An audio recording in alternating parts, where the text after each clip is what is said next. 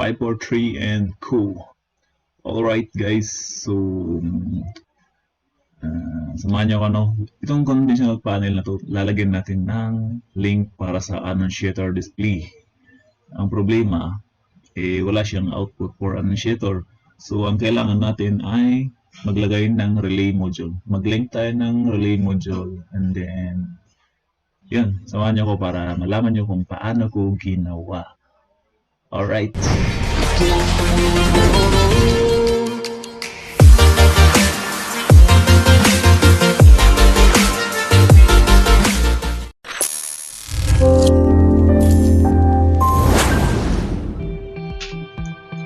So ayan guys, ito yung lumang wire ng Annunciator natin, ng matrice natin. Ilang araw din natin, 2 araw ata natin trace to. And then ito, wire na to is exist. Hindi namin makita kung saan pumunta, baka spare lang to.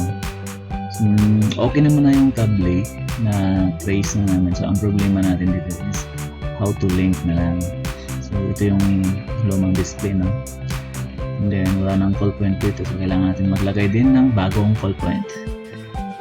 So ayan, hinahanda namin yung mga gagawin. Yung call point kasi itong lumang Hochiki nga pala yung lumang brand, which is yun, tingnan nyo naman ito sa for replacement na talaga. Ayan, palitan namin siya ng TYY na conventional din, manual call point. Ayan. So yan. And then papakita namin sa inyo kung paano natin to gagawin para magkaroon siya ng link. So in case na mag-alarm, syempre. So ayan, nire-ready naman yung relay. Nilagyan lang muna namin ng plywood para dito namin i-dedicate yung ano natin, mga relay mo dyan, per channel lang kasi ito. So dyan natin ilagay. So dito hinihinang mo namin, so alam nyo saan yung hinihinang namin.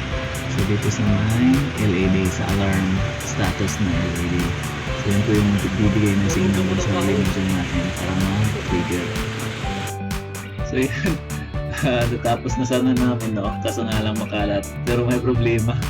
Mali yung termination namin. And then yung relay kasi pag may kahit isa lang yung may mag-trigger, iilaw lahat. So yun, babaguhin po namin tong setup na to. So makalat din naman.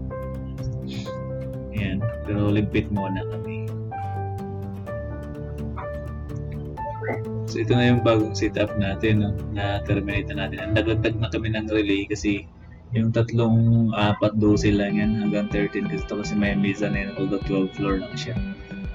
Gumagana naman so medyo malinis na rin yung setup natin kasi na-check ko na yung mali kasi positive kasi yung common dito pala sa sa LED ng panel. First time ko kasi mag-integrate sa panel na to, TYY.